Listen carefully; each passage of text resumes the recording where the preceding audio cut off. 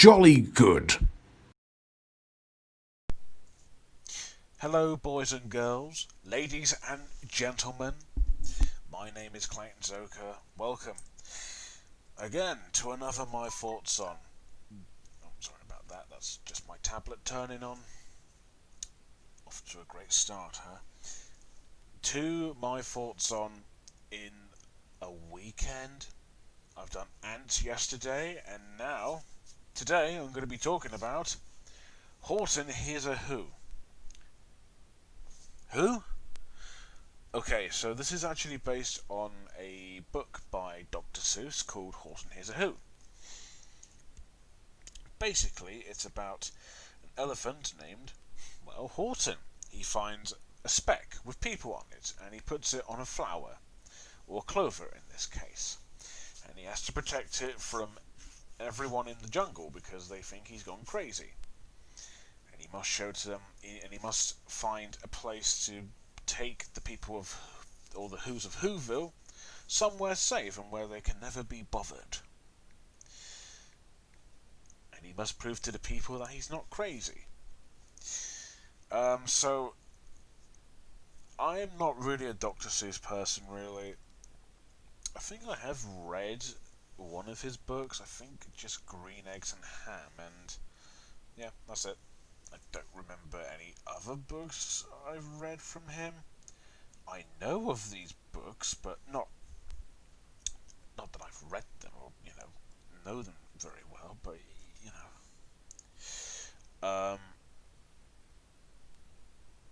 yeah, I know Dr. Seuss is very well known for his books and even some of the the shorts, the specials like The Grinch and Cat in the Hat. He seems to be a man who has creativity and wonderful storytelling. Yeah. So when it comes to his film adaptations, and I do not mean by him because he would have been dead before the Jim Carrey Grinch. The film adaptations of his books are not exactly 100% based on the books. They're, I guess, roughly, I suppose. But there are some that are, at worst, terrible, at best, pretty, well, good. So The Grinch from the early 2000s from Ron Howard, or people call it the Jim Carrey one. Seriously, I know Jim Carrey's in it, but it's Ron Howard's film. So why do you keep... Oh, I get it, because Jim Carrey is very popular. um, the Jim... Okay. Fuck it, Jim Carrey. 2000s live-action Grinch is alright. I think it's slightly overrated. When it comes to Christmas films, it's a very, very overrated film. Not quite as overrated as Elf. Elf is grossly overrated. But Jim Carrey is a lot of fun in it, and it's bright and colourful, mostly. It's kind of ugly, but it's annoying, pandering, and kind of boring. The Cat in the Hat is so much worse. I enjoyed it as a kid, but nowadays, after how hideous it looks, and pretty much infamous for being the worst Dr. Seuss film. And after that, his widow has stated that she doesn't want any more of his husband's, work to be destroyed. Universal destroyed it twice. First time, sort of. Second time, absolutely. Third time, not really, because this film is actually by Blue Sky and 20th Century Fox. And this was back when Blue Sky was sort of being... Okay, this was back when the company was kind of new. They had 3 films: Ice Age from 2002, Robots from 2005, and The Meltdown, the sequel to Ice Age, a year after. And now they've decided to go with another Seuss adaptation, but animated. So, is this the film that people would say is probably the closest to being the best Dr. Seuss film, or is it up there with Cat in the Hat? I mean, comparing this to the future animated Dr. Seuss films, we'll see. So, what is Horton Hears a Who about? I mean, I've already told you the story. It's pretty much the same here. Horton, who's voiced by Jim Carrey, he's an elephant who's weird and nobody seems to believe him until he finds this speck on a clover, and he has to take it up somewhere because he believes that the sour kangaroo, voiced by Carol Burnett, doesn't want Horton to talk to a flower, even though there's a speck on it, but in typical film fashion, she doesn't believe him. So, Horton has to take this speck where a mayor named Ned Medard, voiced by Steve Carell, where he is running for mayor and he wants his son Jojo to go next. However, he's slightly insecure and very worried about his town because obviously, despite the fact that Horton put his town on a clover, the impact around Horton applies to Whoville. So if Horton would jump up and down, Whoville will start shaking and going bouncy, bouncy, bouncy. So he has to take him somewhere where the Whos cannot be found or disturbed. And he does get some advice from a mouse named Morton,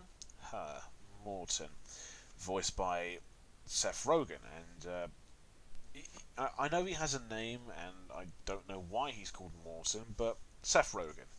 He tells him just to keep it to himself, otherwise people will see more and more why he's crazy and insane. While that's going on, Sour Kangaroo hires this vulture named Vladimir. He's voiced by Will Arnett from BoJack Horseman, or just Vlad, I suppose. While the mayor has to make sure everyone stays calm, and he has to prove to everyone that Horton does actually exist. So, yeah, this is pretty much a very simple, straightforward story. Horton's trying to do this, Mayor Medard is trying to do that, and Sour Kangaroo is supposed to do this. It does stick to the plot rather simply, and you know what's going to happen. This is basically an animated kids film. It's going to be predictable, but at the same time, the film actually doesn't treat itself like a joke. Granted, there is like pop culture humor and even an anime scene, which I thought was odd, but not as insanely odd and kind of cringy as the Lorax was. But at least it does keep to the story. There is no like pointless subplot except for Mayor Medard and his son Jojo, but that does kind of connect with his struggles as a mayor and trying to keep everyone calm and making sure he can pass it on to his son without hesitation.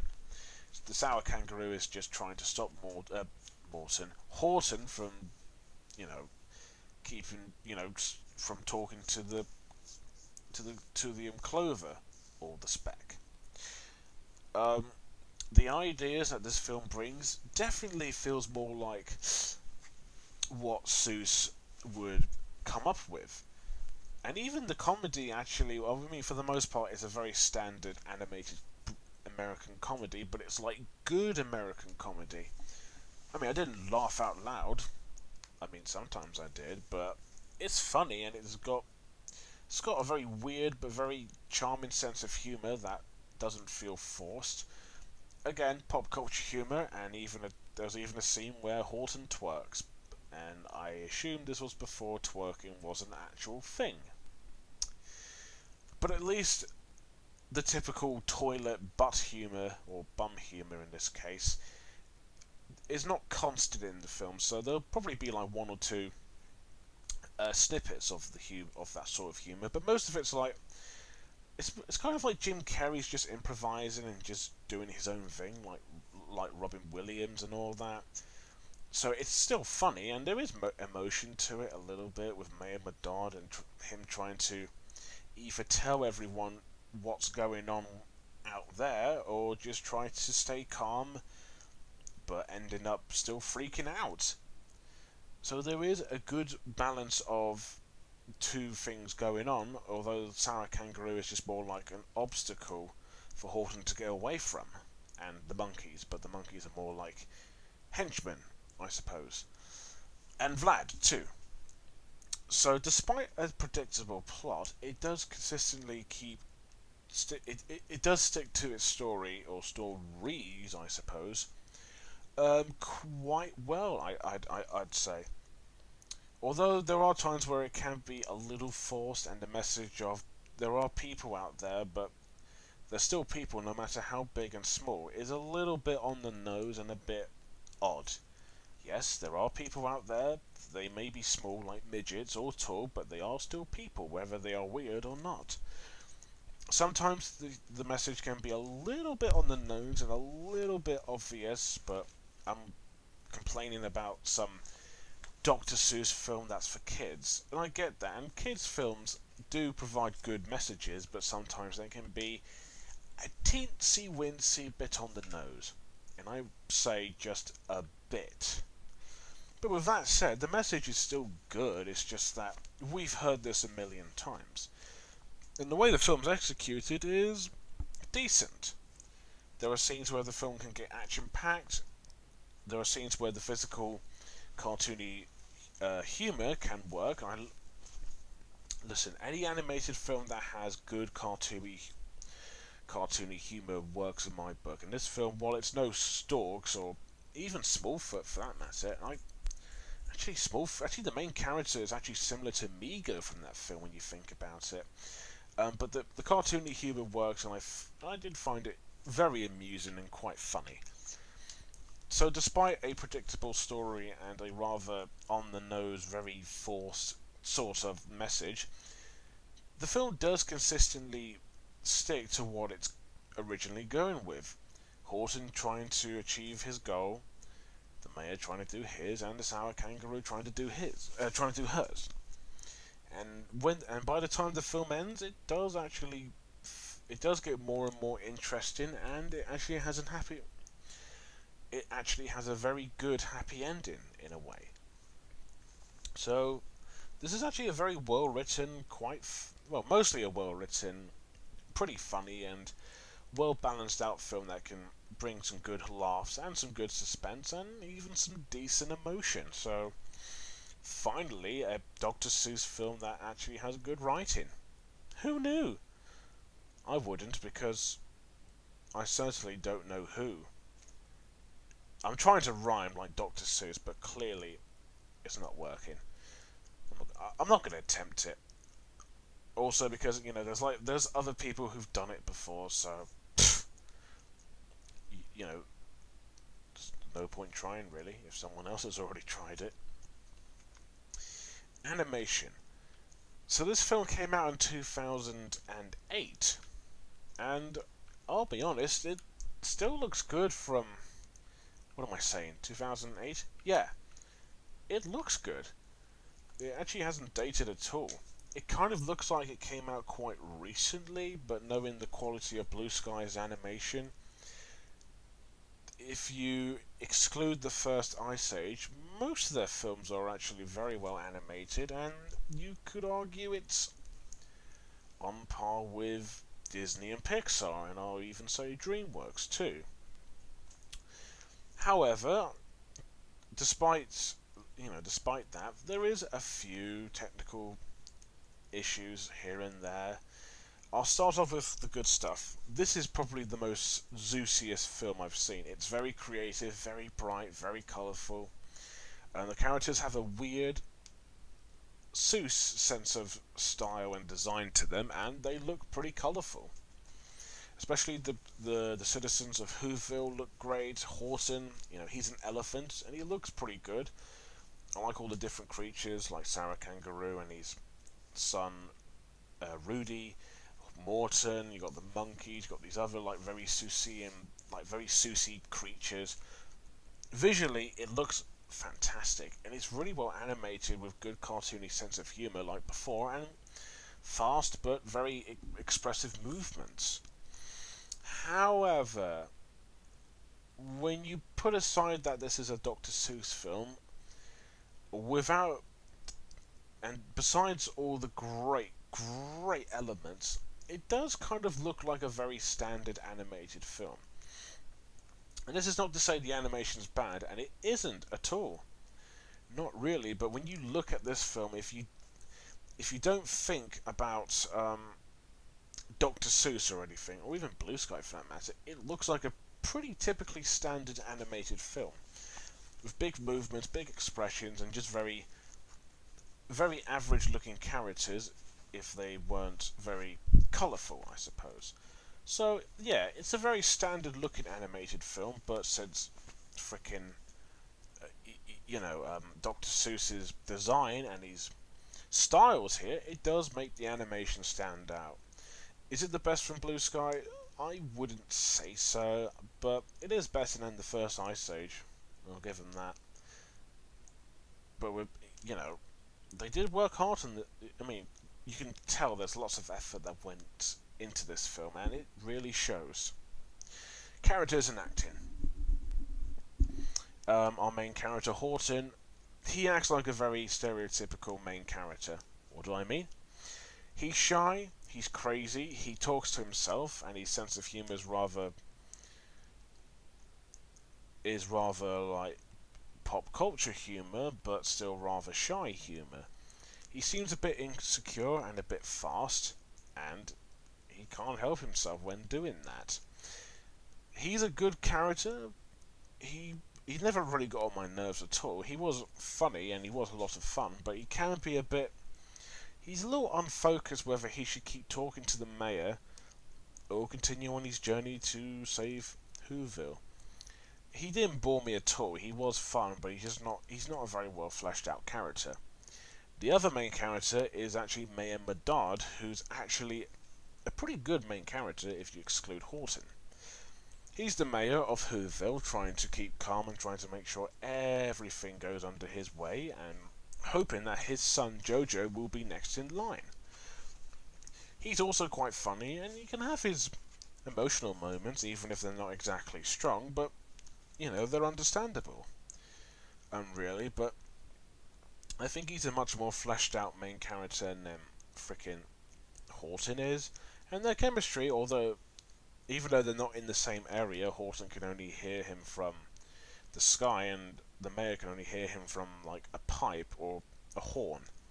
Their chemistry is quite funny, and it's Steve Carell and Jim Carrey, and they both sound like they talk to each other like they know each other too well, and trust me, if you've seen Bruce Almighty, then you know. The other characters, like Sour Kangaroo, it's just more like the authority antagonist, the one who demands order. Whatever she says goes. She is not a particularly good villain at all. She did get a little bit on my nerves and saying stuff like absurd. It's like she's very not. What's the word? She's not very amused, and she's acting like a very pompous kangaroo. Vlad is the secondary villain who's out there just to, you know, get rid of the clover. He can be quite funny, although he may seem intimidating, but he's actually just rather comedic, which works because you see him as a big scary vulture, but really he's actually just kind of a coward. So he works fine. Morton you can remove because he's pointless. Yeah, he's funny and he does get a few good lines, but it's just Seth Rogen being Seth Rogen. He's not really that important. For Whoville, you got the councilman who's just kind of a pessimistic, higher up compared to the mayor. You got the mayor's wife, who I believe whose name is Sally, and I think she's voiced by Amy Poehler. This is pre Inside Out, by the way. Pre. Other characters like the monkeys. You got Horton's students, who was when he had like a class he was teaching, and they don't really do much except for that Katie character, who's honestly just weird. I never thought I'd say that, but yeah, just it's Seuss weird, but not like good weird. Just Just weird. Weird, weird, weird. However, the thing that does make these characters like the thing that does make these characters fun and memorable, kind of like ants, is the voice acting. Jim Carrey, who most of you will know for his physical and comedic performance, actually works here. You can tell he's having fun, and even though he's voicing an elephant, you can tell he had to do a lot of physical movements to try and get into the character. If that's the case, then I can see why, and it does make sense, and he's really funny.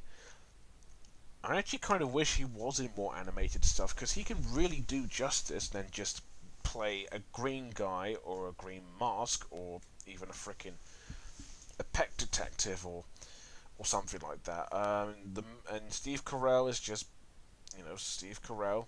He's still funny, he's still charming, but all I can hear is Hammy from Over the Hedge. But his performance, while good, is not as memorable or as strong as Gru from Despicable Me. But he is still good either way. Others like, actually, there is a surprising. There's a surprisingly amount. There's like a good amount of supporting characters who are actually voiced by, well, I guess back in the day not celebrities, but nowadays they are. So besides Jim Carrey and Steve Carell, you got Will Arnett from BoJack Horseman and the Lego Movies, Seth Rogen. He was in Sausage Party. Dan Fogler from Kung Fu Panda and the two Fantastic Beasts film. Isla Fisher from Now You See Me. She was in Rise of the Guardians, and I think she was in the first Scooby-Doo as well. Jonah Hill, freaking Amy Poehler. You've got a really good cast of actors here, and they all do play their part, well, surprisingly, quite well, actually. So with characters who are fun and hilarious, well, most of them anyways, you'll get a good chunk of entertainment from them and some pretty solid voice acting. So these characters are more than just Who's, and they're more than just small people. They are big characters with, I guess, big-ish personalities. On a side note, the score by who else? John Powell is excellent. He's pretty much like the main composer of Blue Sky. Pretty much the films by Blue Sky are all composed by him. I think like maybe 80-90% of them. Who can blame them? Because John Powell is an excellent film composer. If you haven't listened to any of his film scores, I recommend How to Train Your Dragon, all of them by the way. The Ice Age sequels, Rio, I'm trying to think what else. He did the score for Bolts, the Disney film, which was a bit unexpected, but any score he does is excellent, even if the film is not that good, which is kind of rare, really. Pan. But yeah, wonderful music for a very weirdly creative film. You know, it has been a long time since I've watched this. The last time I've watched it, I think, was on telly, but I actually did see the film when it came out in cinemas. I remember going to my local Cineworld, which is not there anymore, to go and see it. And I thought it was good. Kind of okay, but good. But now, I think it's pretty good. I'd probably say it's slightly better than the Illumination Grinch film. Horton Hears a Who is probably the closest thing to the best Dr. Seuss film. It has the right elements to make it really fantastic. Creative and very, very fun animation that sticks to what the creativity of Dr. Seuss is. You've got some really funny characters, some really excellent voice acting, and a pretty decently well-told story. The thing that does keep it back a little bit is that sometimes the humour can be a little bit obnoxious and a little bit too generic kids film pop culture butt humour. The message can be a little bit on the nose, a little bit forced, and Sarah Kangaroo is not all that interested of a villain, and I'll even say that the animation, while good, can look a bit basically generic. So if you're a fan of Blue Sky, I do recommend it. It's still good, just not Ice Age or Spies in Disguise brilliant. If you love the Dr. Seuss books and you think the film might do it for you, maybe. There was actually a special with the same book called Horton Hears a Who. I remember watching that when I was young, and I don't know if it's just me, but I prefer this film over that. I know some people would say, but that one's stuck to the book closely. Well, this film at least entertained me. I don't remember that version at all. A little bit, but it's just kind of forgettable. So yeah, not a perfect film, but I really enjoyed it. I'll give it I gave Spies in Disguise a 8.3, so this I'm going to say an 8.1. Again, not amazing, but it's pretty good for what it is. This is the best one.